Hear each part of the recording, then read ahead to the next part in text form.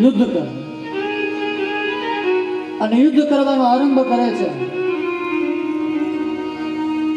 પણ વાત મારે ત્યાં લઈ આવી છે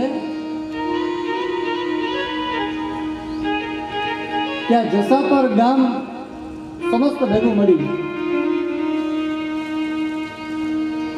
અને આપ સૌ લોકોએ આ ગાદી ઉપર મને જે અવસર આપ્યો છે,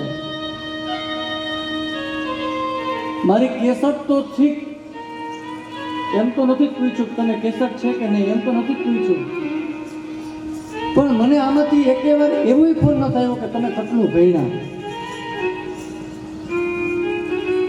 એવો કોઈ ફોન નથી હતો કે બધાને ખબર જ છે છતાંય પણ કે માત્ર બ્રાહ્મણોની માટે જ પ્રસાદીનો એક ભાગ હતો કે ભાઈ બ્રાહ્મણો જ પ્રસાદી લે, પણ કોઈના કામ જે અધૂરા ના રાખે એ જ મુરારી, એ જ ભગવાન.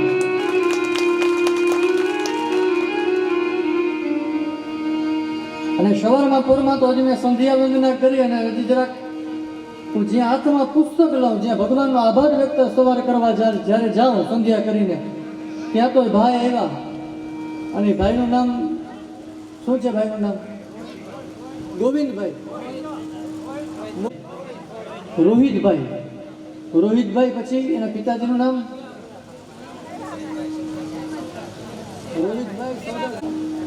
રોહિતભાઈ સૌદાસભાઈ સાંજવા. એ જેને આભાર વ્યક્ત હજી તો ભગવાનને કરવા જાઉં કે આજની સંધ્યા, આજનો સૂર્ય નમસ્કાર કર્યા, હે ભગવાન આપનો ખૂબ ધન્યવાદ. તો એ ભગવાને મોકલ્યો દૂત આવ્યો સાહેબ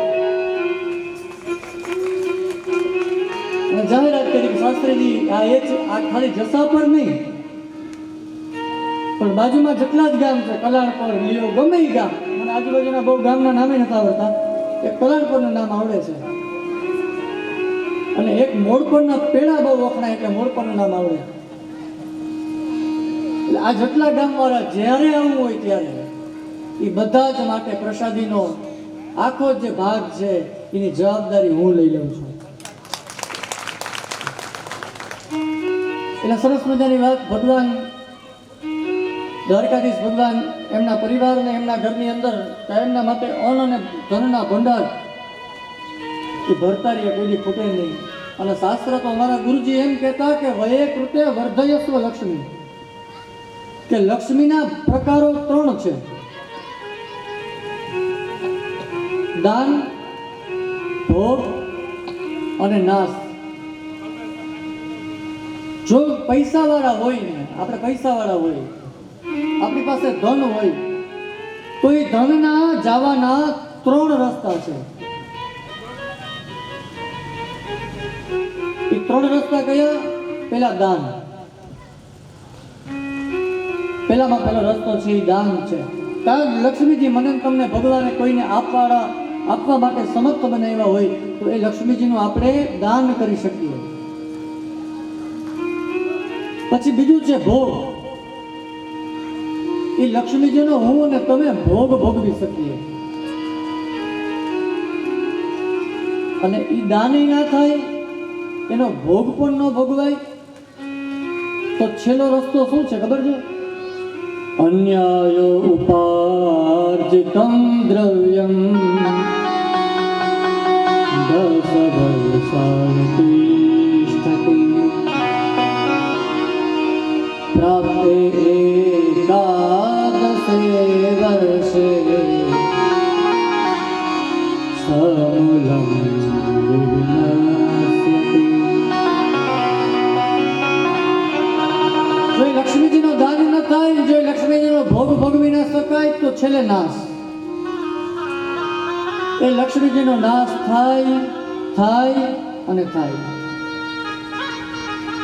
અમારા બ્રાહ્મણો શ્રી સૂક્તમનો જ્યારે પાઠ કરતા હોય ત્યારે કહેતા હોય કે લક્ષ્મી મનપગામિની. એ લક્ષ્મી કેવા છે? મનપગામિની છે. લક્ષ્મીજીનું મન છે ને એ ચંચળ છે. અને એ લક્ષ્મીજીનો તમે ફોટો જોવો ને તો બેઠો ફોટો બહુ જુગ જોવા મળશે. લક્ષ્મીજીનો ફોટો કેવો હોય? ઊભો ફોટો હોય. શા માટે? કે લક્ષ્મીજી એક વખત ઘરમાં આવે એટલે સ્થિર થઈ જાય એવું કંઈ નક્કી હોતું નથી. લક્ષ્મીજીને વરી મન થાય કે હાલો બીજે વહી જાય. એક જગ્યાએ લક્ષ્મીજી ક્યાંય સ્થિર બેસી શકતા નથી. પણ હા, કયા ઘરમાં લક્ષ્મીજી સ્થિર બેસે છે? લક્ષ્મીજીને પ્રસન્ન કરવા માટે થઈ, લક્ષ્મીજીને ઘરની અંદર રાખવા માટે થઈ, કાયમના માટે શું કરવું જોઈએ? તો કોને ભજવા જોઈએ? કૃષ્ણ ગોવિંદ ગોવિંદ ગોપાલા,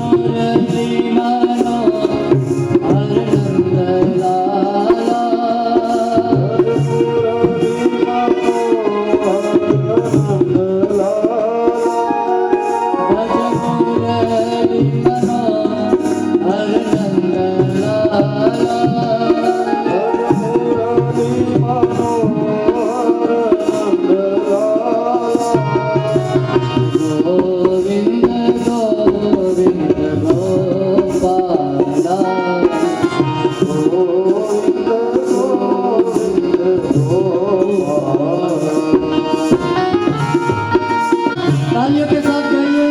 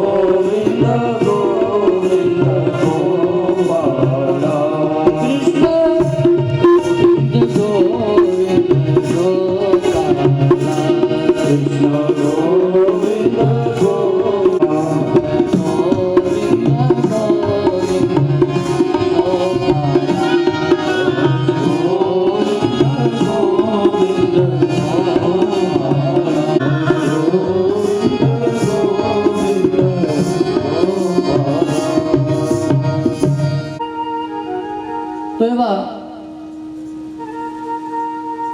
આપણા રોહિતભાઈને ભગવાન ખૂબ ધન આપે, એના ઘરની અંદર અન્ન અને ધનના ભંડાર ભરતા રહે, એવા આ વ્યાસપીઠના આશીર્વાદ છે કાયમ માટે. પછી આપણી કથા કાયમના માટે 3 થી 7 હતી. હવે એ આવતીકાલથી 2 સત્રમાં છે, એટલે સવારે પણ કથા અને બપોર પછી પણ કથા. સવારે કથાનો સમય છે 9 થી 12 અને બપોર પછી 3 થી 7, 3 થી 6. એટલે આવતીકાલથી આજ તો જરાક પદયાત્રામાં જરાક આપણે બધા લેટ છીએ, પણ આવતીકાલથી બરોબર 9 વાગે કથા આપણી પ્રારંભ થઈ જશે. એ કથા કરવા માટે જઈ રહ્યા છીએ. આ કથા આ સામાન્ય કોઈ કથા નથી. આ કથાનું નામ છે શ્રીમદ ભાગવત કથા, જેની અંદર આ ભાગવત છે ને એ ભગવાનનું વાંગમય સ્વરૂપ છે. અને ભગવાન જ્યારે સ્વધામ જ્યારે ગયા, સ્વધામ જ્યારે ભગવાન ગયા ને ત્યારે ભગવાને ઉદ્ધવને કીધું હતું કે મારા ગયા પછી કોઈ મારું જો તેજ કેમાય હોય ને તો એ મારું તેજ એ આ ભાગવતજીમાં હું પધરાવું છું. તો એવા સરસ મજાના આ ભાગવતજીનો આપણે સત્રનો આરંભ કરીએ. આ 7 દિવસ સુધી આ પુરાણ, આ ભાગવત, એ પુરાણને જ્યાં સુધી હું ને તમે ન જાણીએ ત્યાં સુધી મને અને તમને કથા સાંભળવી ગમે નહીં. વ્યક્તિને જાણ્યા વગર વ્યક્તિને પરખવો એ આપણે ન પરખી શકીએ. એટલે વ્યક્તિને સૌપ્રથમ પરખવો જોઈએ.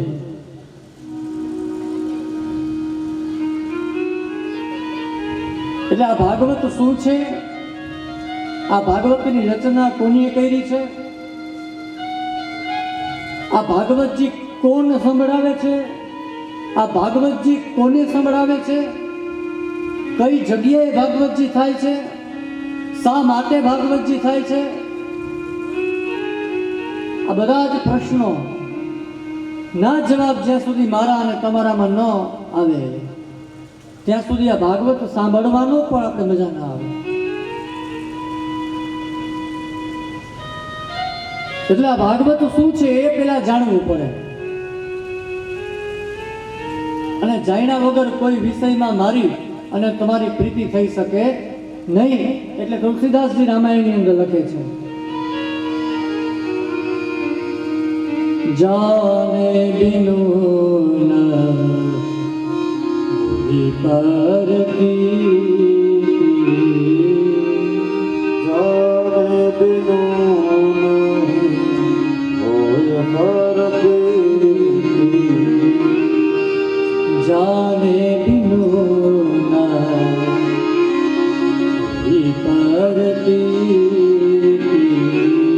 જાને બિનુ હોય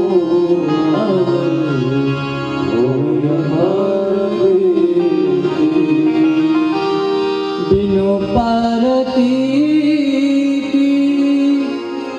ન હોય પ્રીતિ, બિનુ પરતી ન પ્રીતિ,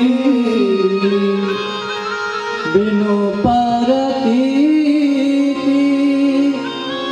ન હોય પ્રીતિ.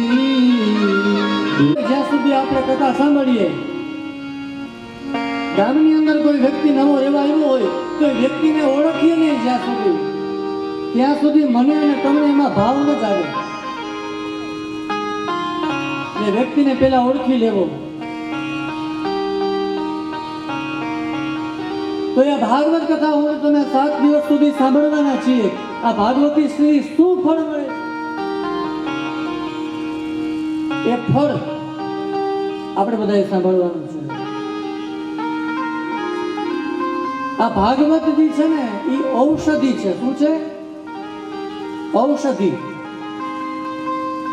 ઔષધિ એટલે શું? દવા. ઔષધિ એટલે દવા. તો આ ભવ ઔષધિ છે. આ કઈ ઔષધિ છે? ભવની ઔષધિ છે. આપણે શું સાંભળવા બધા બેઠા છીએ? શું સાંભળવા બેઠા છો તમે? જોરથી બોલો. ભાગવત. એનો પર્યાયવાચી શબ્દ શું? કથા. શું? રથયાત્રામાં બધા થાકી ગયા લાગો છો, મને એવું થાય છે. આ રામ કહે છે, વિચાર કરો, હનુમાનજી મહારાજ જેવા હનુમાનજી મહારાજ સમુદ્રને ઓળંગી અને લંકામાં એક કૂદકો મારી અને એક કૂદકો મારી અને જો જતા હોય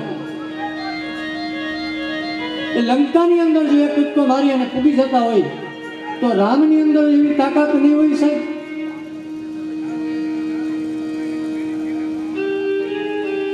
એ રામ છે એ ગંગા પાર ન કરી શકે? રામ છે સાહેબ અવશ્ય ગંગા પાર કરી શકે. કેમ ન કરી શકે?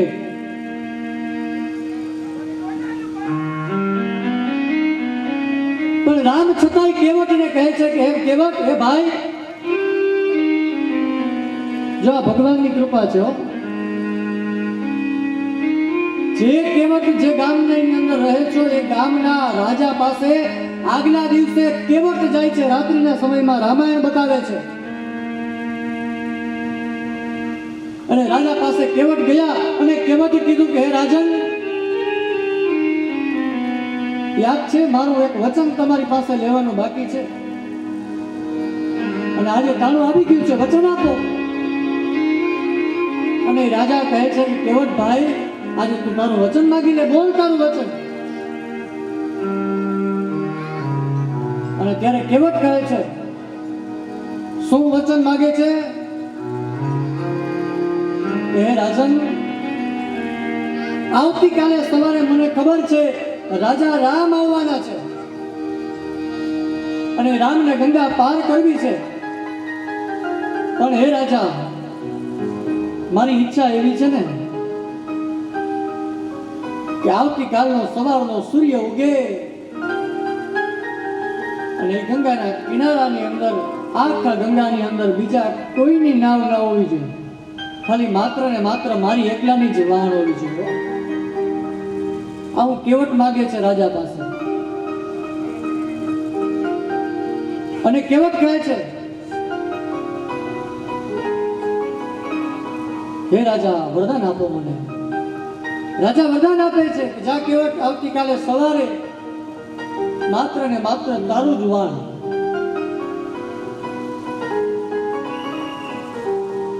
અને આજે કેવટ આવ્યા છે ગંગાના કિનારે પોતાનું વાહન લઈ, પોતાની નૌકા ગંગામાં તૈયાર કરી છે અને આવે છે રામચંદ્રજી.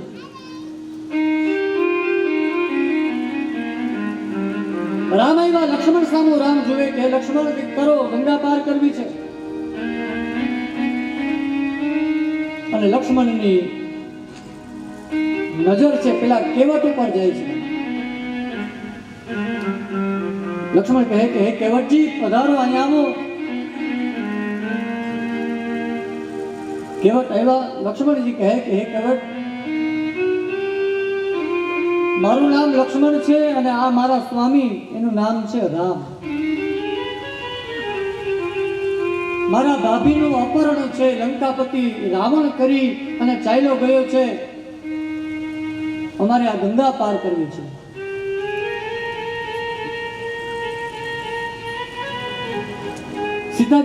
સીતાજીનું અપહરણ નહોતું થયું એ પહેલાની વાત છે.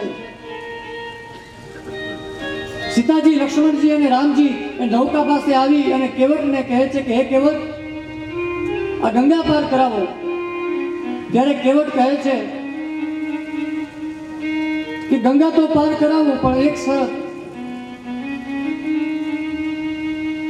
તો લક્ષ્મણજી કહે છે કે શું શરત? તો કે ચરણો ધોવા દો, તમારા પગને ધોવા દો. લક્ષ્મણજી કહે કે પગને તો ન ધોવા દઈએ,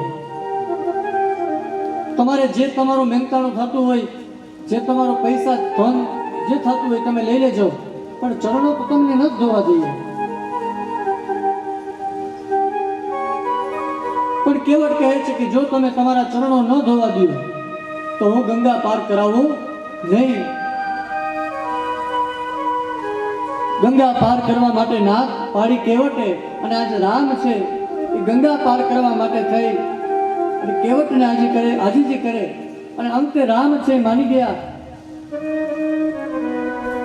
કેવટને કહે કે ભલે કેવટ, તમે અમારા પગ ધોઈ લ્યો, પછી તો ગંગા પાર કરાવશો ને? બોલે હા. અને કેવટ છે એ કેવટ પાત્રની અંદર મોટું બધું પાણીનું પાત્ર લઈ આવ્યા ઘરેથી અને પાત્રની અંદર શ્રી રામચંદ્રજીના પગ આજે આ કેવટ ધોવે છે. રામચંદ્રજીના પગ ધોવે, આમ વધારે ઘસી ઘસીને ધોવે છે. લક્ષ્મણજી ક્રોધનો અવતાર છે. લક્ષ્મણજીને ક્રોધ આવ્યો કે આ રામના આટલા બધા તું પગ ઘસે છે શા માટે? ત્યારે કેવટ કહે છે કે આ પગમાં જરાય મેલ રહી જવો જોઈએ નહીં. જો આ પગમાં મેલ રહી જશે અને આ પગ છે એ મારા નૌકામાં જ ઓરડી જશે અને એમાંથી સ્ત્રીની ઉત્પત્તિ થશે, તો મેં એવું સાંભળ્યું છે કે તમારા સ્વામી એક પથ્થરની અંદર પગ અડાડ્યો અને એમાંથી એક સ્ત્રીની ઉત્પત્તિ થઈ. ગૌતમ ઋષિના પત્ની એ અહલ્યા. તો મારી તો આ નૌકા એક જ છે, જો આ નૌકા સ્ત્રી બની જાય તો મારું ગુજરાન કેમ ચાલે? એટલે ઘસી ઘસી અને આજે રામચંદ્રજીના પગ ધોય છે કહેવત. રામના પગ ધોયા, સીતાજીના પગ ધોયા અને પછી આવ્યો વારો લક્ષ્મણજીનો. એ લક્ષ્મણજીના પગ ધોયા ને ત્યારે રામે લક્ષ્મણ સામે જોયું.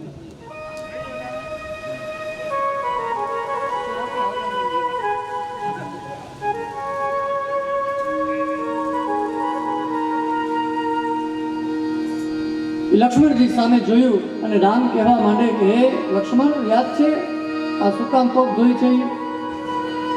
લક્ષ્મણજીને કંઈ ખબર નથી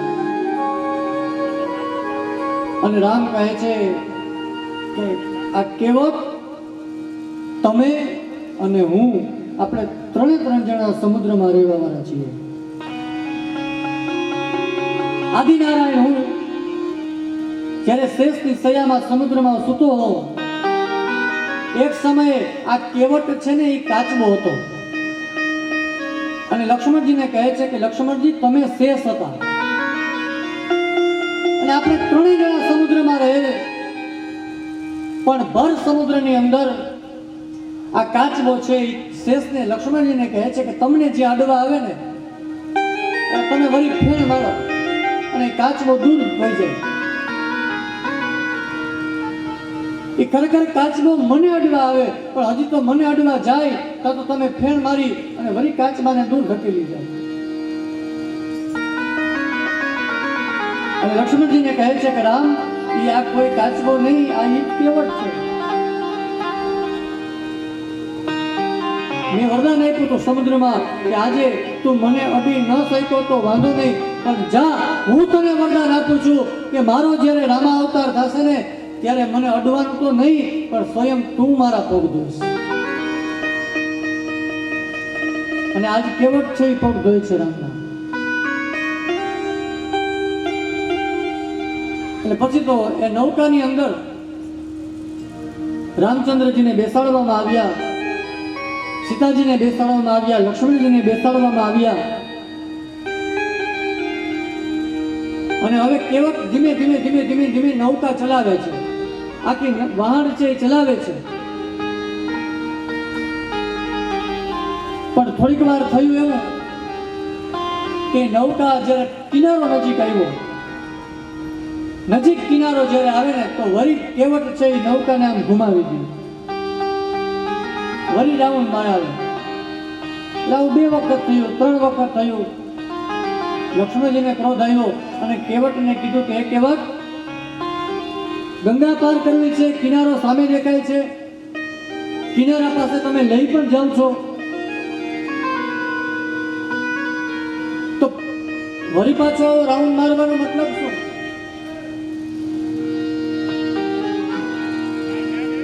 શા માટે આવા આટા ફેરવા કરો છો અમને? લક્ષ્મણ કહે કે તમે આ આટા ફેરા કરો છો ને તો મારા સ્વામી થાકી જાય છે. ત્યારે કેવટ શું કહે છે ખબર છે? લક્ષ્મણજી, તમારા સ્વામી માત્ર ને માત્ર મેં એને ગંગામાં 3 થી 4 વખત આમ ફેરા કરાવ્યા અને જો તમારા સ્વામી થાકી જતા હોય તો પૂછી લ્યો તમારા સ્વામીને. એ તમારા સ્વામી અમને 84 લાખ યોનિમાં ભટકતા ભટકતા ભટકતા એ મનુષ્યનો અવતાર મને તમને આપે.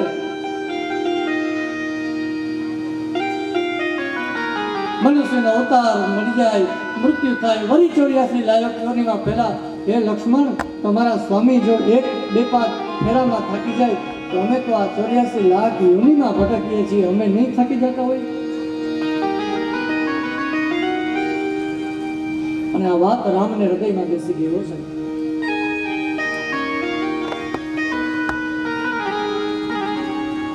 પછી તો બહુ મોટી કથા છે સાહેબ, પણ મારે તમને અહીંયા સુધી લઈ જવા હતા કે આ કયા થાકની વાત છે? એ આ થાકની વાત છે. જ્યાં 84 લાખ યોનિની ફેરાની અંદર ફરતો ફરતો ફરતો ફરતો જીવ માતાના ગર્ભમાં આવે ને, અને માતાના ગર્ભની અંદર એ એ માતાનો ગર્ભ છે ને એ બાળક માટે નર્ક છે. શું છે? એ નર્ક છે. અને ગર્ભ છે એ ભગવાનની સ્તુતિ ગર્ભમાં કરે છે કે હવે તમે મને આ નર્કમાંથી બહાર કાઢો, મને આ નર્કમાંથી બહાર કાઢો. અને ભગવાન જેટલી વાર બાળક એમ કહે કે આમાંથી બહાર કાઢો, ભગવાન એટલી વાર એમ કહે છે કે બારે જઈને મને ભૂલી તો નહીં જાય ને. અને બાળક કહે છે કે નહીં સ્વામી, તમને કેમ ભૂલું? સાહેબ વિચાર તો કરો, માં જે જમે છે એ 5 માસનો ગર્ભ હોય કે 7 માસનો હોય, એ સાહેબ અંદર ગર્ભના રહેલા બાળકને મળી જાય છે. વિચાર તો કરો કે પેટની અંદર એનું બાળક છે, એ બાળકનું પોષણ કોણ કરે છે? એ માં ખાટું ખાય, તીખું ખાય, ખારું ખાય, ગમે એવું ખાય, પણ સાહેબ એ બાળકનું પોષણ એ તો ભગવાન કરે છે. આ ભગવાનની લીલા છે. અને આવી જો લીલા ન થાય તો આપણે ભગવાનને માનીએ નહીં સાહેબ. અને ગર્ભ આજે સ્તુતિ કરે માની, હે ભગવાન મને આમાંથી છોડાવો, મને આમાંથી છોડાવો. અને અંતે ભગવાન પૂછે છે કે હે જા બાળક, હવે હું તને આમાંથી આ નર્કમાંથી છૂટો કરું છું. અને જેવો બાળકનો જન્મ થાય અને બાળક જન્મતાથી પહેલો શબ્દ મોઢામાંથી શું નીકળે? કયો અવાજ નીકળે? રડવાનો અવાજ નીકળે. એ પહેલા જ બાળક રડે અને રડતા રડતા શું થાય? હુઆ હુઆ હુઆ હુઆ આવો શબ્દ નીકળે. અને એ બાળક જન્મિતાની સાથે ભગવાનને કહે કે હે ભગવાન, હવે હું અહીંયા અને તું અહીંયા. હું કોણ ને તું કોણ? ભૂલી જાય છે સાહેબ ભગવાનને આપણે. નકર આપણે દુઃખી થવાનો વારો જ ના આવે સાહેબ. મનુષ્યનો અવતાર મેળ્યો છે સાહેબ, કીડીને કણ ને હાથીને મણ ભગવાન નહીં આપી દે? આપી જ દે સાહેબ, કેમ ના આપી દે? પણ એ પાત્રતા મારામાં તમારામાં જ્યાં સુધી ના હોય, ભગવાન ઉપર જ્યાં સુધી મારા ને તમારા ઉપર એનો વિશ્વાસ ના હોય, એ ભરોસો ના હોય, જ્યાં સુધી એ ભરોસો જ્યાં સુધી મને અને તમારે ભગવાન ઉપર નહીં બેસે ને ત્યાં સુધી ભગવાન મને તમને નહીં મળે. ભરોસાની વાત છે. દ્રઢ ચરણ કેરો ભરોસો, એ ભરોસો ભગવાનનો હોવો જોઈએ. દ્રઢ ચરણ કેરો ભરોસો. ભરોસો જ્યાં સુધી મારા અને તમારા જીવનની અંદર નહીં આવે, એ ભરોસો શીખવા માટે શું કરવું પડે? કેમ ભરોસો થાય? ભગવાન ઉપર પ્રીતિ કેમ થાય?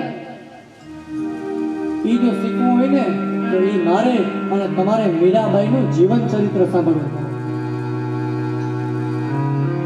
મીરાબાઈનું જીવન ચરિત્ર સાંભળો તો એને ભરોસો કહેવાય સાહેબ. એ મીરાબાઈ જ્યારે નાના હતા ત્યારે પોતાના એ અગાસી ઉપર રમતા હતા. મીરાબાઈ રમે છે અને નીચે જુએ છે તો શેરીમાં કોઈ એક વરાજાની જાન જાય છે. મીરાબાઈને આશ્ચર્ય થયું કે આ શું થાય છે? આ બધા માણસો ભેગા કરી અને આ બધા ક્યાં જાય છે? એટલે મીરાબાઈ એની માને પૂછ્યું કે માં, આ બધા ક્યાં જાય છે? આ કોણ છે?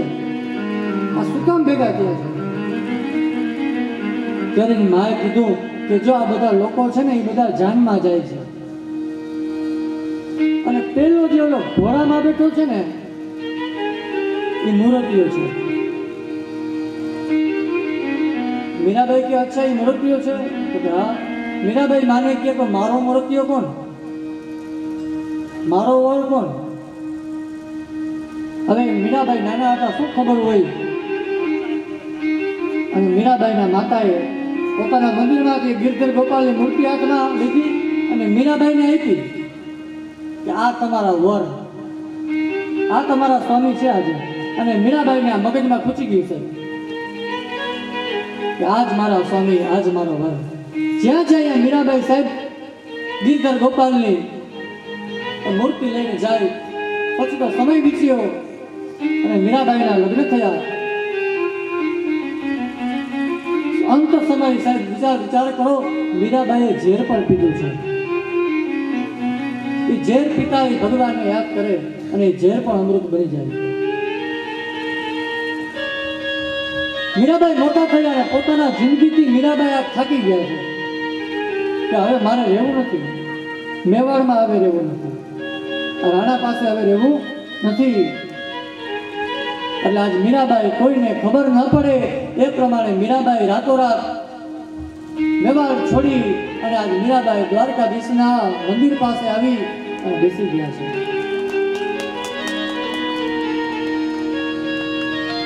દ્વારકાધીશના મંદિર પાસે આવી બિરાજમાન થયા. આ બાજુ વિચાર કર્યો, હવે રાણાને પોતાના રાજ્યની અંદર બધા જ અપશુકનો થવા માંડ્યા. આરતી થતા અને મૃદંગો વાગે છે, નગારા વાગે, ઢોલ શંખનાદ વાગે, મીરાબાઈ નૃત્ય કરે અને દ્વારકાધીશ ભગવાનની મૂર્તિમાંથી બે હાથ છે એમ બહાર આવે. બે હાથ બહાર આવે, બે હાથથી મીરાબાઈ છે એ દ્વારકાધીશના મૂર્તિની અંદર સમાય જાય.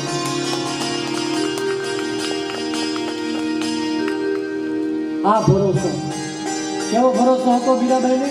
આ ભરોસો, એવો મારા ને તમારામાં ભરોસો હોવો જોઈએ.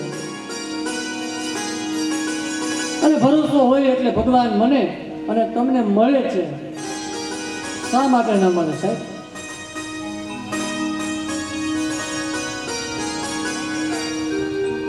તો આવો એ થાકની વાત હતી. મૂળ આપણે ચલાવો. કથા સસી સમાના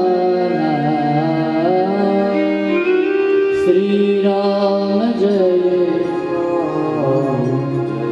જય રામ, શ્રી રામ જય રામ, જય જય રામ, શ્રી રામ જય રામ.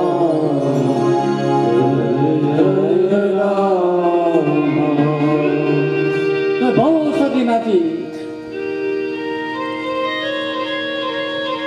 આ ઔષધિ છે, એ દવા છે. આપણે 7 દિવસ સુધી પીવાની છે. કેટલા દિવસ? 7 દિવસ. તાવ આવ્યો હોય તો ડોક્ટર પાસે જાય, 3 દિવસનો કોર્સ આપે ને કે ભાઈ આવ્યો સવાર સાંજ આ ભૂખ્યા પેટે આ જમીને આ તમારે દવા લેવાની છે. તો તમારો પણ એક કોર્સ છે આજથી 7 દિવસ સુધી. પણ આ કોર્સ જરાક ઉતમો છે. બધાએ કોર્સ કરવાનો છે. કરશો ને? ઉચ્ચાંગી કરો. જે કોર્સ કરવા માંગે છે બધા ઉચ્ચાંગી કરો. એટલે કઈ આમાં જોડાવવાના નથી એવું કોઈને. એટલે બેહવાનું જ છે કોર્સમાં. બધા ઉચ્ચાંગી કરો. તમે કરી હા જેની કથા સાંભળવા આવો, જેટલા જ ભૂદેવો બ્રાહ્મણો કથા કહે એ કથા ભાવથી સાંભળવાની. પછી ઘરે જઈ અને તત્ક્ષુણું પ્રપઠન વિચારપનો ભક્તિયા વિભૂચન ન રહ. હાજી એકલા બેસીને આ વિચાર કરવાનો. ભૂદેવ શું શું કીધું તું, કઈ કઈ આજે કથા આવી હતી, કયા વિષયમાં કથા આવી હતી, કોની કથા આવી હતી, એ કથા કઈ રીતે, કથાનો સાર શું છે, તો આ બધું આપણે સમજવું જોઈએ. સાહેબ શ્રાપ મળ્યો કે ઇતિલંઘી કૃતમર્યાદમ સપ્તમે તક્ષકાની ઇતિલંઘિત કૃતમર્યાદમ સપ્તમે તક્ષકોહની ઇતિલંઘી કૃતમર્યાદમ સપ્તમે તક્ષકોહની.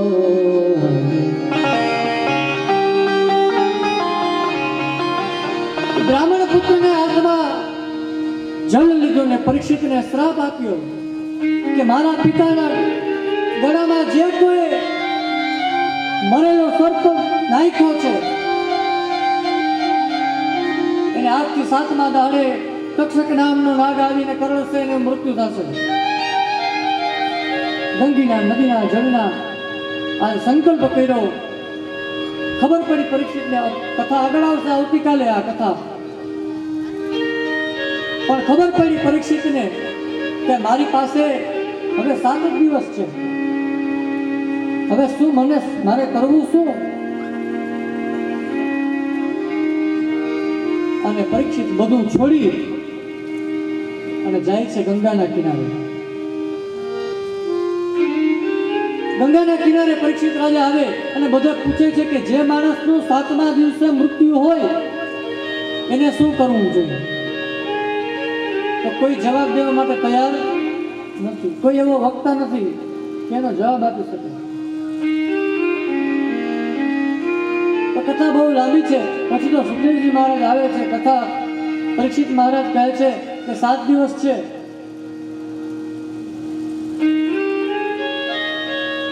સુખદેવજી તારા પાસે તો 7 દી છે. ખટવાંગ રાજા પાસે માત્ર ને માત્ર 2 ઘડી હતી. 2 ઘડી એટલે 48 મિનિટ. એક ઘડી આધી ઘડી આધી में पुण्य. એક ઘડી એટલે 24 મિનિટ. 2 ઘડી એટલે 48 મિનિટ. કહે છે કે તારા પાસે તો 7 દિવસ છે. ખટવાંગ રાજા પાસે માત્ર ને માત્ર 2 ઘડી હતી. એ 2 ઘડીમાં એ ખટવાંગ રાજાને મુક્તિ મળી ગઈ. તો તારા પાસે 7 દિવસ છે. તને નહીં મળે મુક્તિ? અવશ્ય મળશે.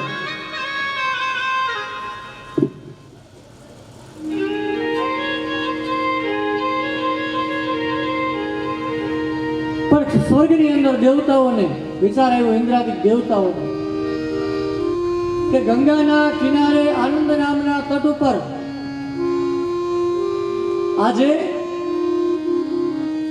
સુખદેવજી મહારાજ પરીક્ષિતને કથા સંભળાવે છે. તો ચાલો આપણે કથા સાંભળવા માટે જઈએ. તો ઇન્દ્રાદિક દેવતાઓ આવે છે કથા સાંભળવા માટે. પણ કેવી રીતના આવે છે? તો કે દેવતાઓ પાસે એક અમૃતનો કુંભ ભરીને આવે છે. ઇન્દ્ર પાસે અમૃતનો કુંભ છે. અને આવ્યા ગંગાના કિનારે.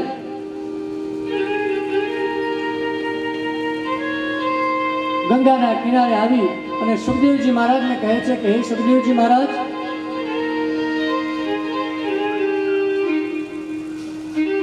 આપ જે પરીક્ષિતને કથા કહેવા માટે જઈ રહ્યા છો એ કથા તમે અમને કહો. અને બદલાની અંદર પરીક્ષિત રાજાને જે કથા તમારે સંભળાવવાની છે એ બધી જ કથા તમે અમને સંભળાવો. અને પાછો સોદો કરે છે. છોકરાઓ સોદો કરતા હોય નાના કે હું તને આ રમકડું આપું, તું મને આ રમકડું આપ. એટલે સોદો કરવા આવ્યા છે દેવતાઓ. સુખદેવજી મહારાજને કહે છે કે પરીક્ષિતને કથા સંભળાવવાની છે એ કથા તમે મને સંભળાવો. અને એ કથા સંભળાવવાના બદલામાં અમારી પાસે જે અમૃત છે આ અમૃત તમે પરીક્ષિતને આપી દો. તો શું થશે? કે બોલે અમૃત જેનું પાન કરે, અમૃતનું જે પાન કરે એનું ક્યારેય મૃત્યુ આવે નહીં. અભયત્વને પ્રાપ્ત થઈ જાય, અમરત્વની પ્રાપ્તિ થાય. એટલે કામ કરો તમે આ પરીક્ષા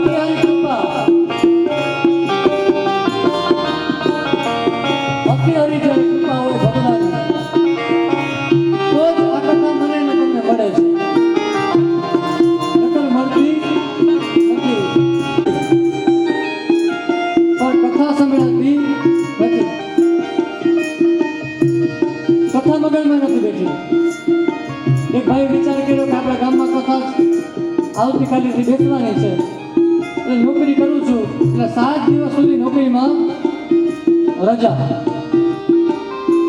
7 દિવસ સુધી આપણે ક્યાંય જવું જ નથી અને આપણે કથા સાંભળવી છે એટલે નોકરી કરતો હતો ભાઈ એટલે રજા રાખી દીધી 7 દિવસની પહેલા દિવસ થયો પોથી યાત્રા થઈ અને જેવો ફટાકડો ફટ્યો એટલે ફટાકડાની પાછળની જે ડંડી હોય ભાઈના કાનમાં કરી દીધું અને કાનના પડદા અચ્યુતમ કેશવ છેલ્લે પોથી મૂકવાની હોય તો પોથી જ્યાં મૂકવાની હતી ત્યાં મૂકવા માટે જઈને બધા એનું સ્વાગત કરતા હતા. સ્વાગતની અંદર વળી ઢોલ વગારા આ બધું વગાડી અને વળી પોથયાત્રા થાય અને જેવી પોથયાત્રા કરતા હતા એટલામાં વરીઓના છોકરાઓ ફટાકિયા ફોડ્યા અને વળી ફટાકિયા ફોડ્યા અને દાદાના કાનના પડદા હતા એની પાછા આવી ગયા. હાથથી પૂરા થઈ ગયા. જેના માટે થઈને રજા લીધી હતી એ વસ્તુ થઈ નહીં. શું કામ ન થઈ? બડે ભાગમાં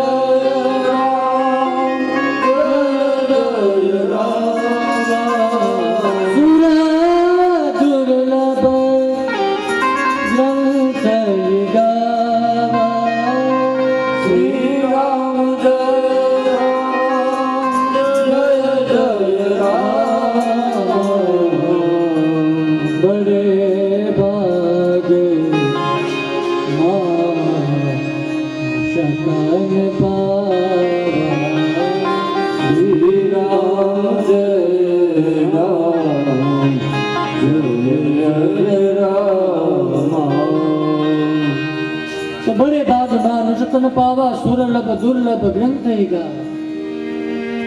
अति भगवान की कृपा हो तो आ बधु ज आपने प्राप्त थाय छे.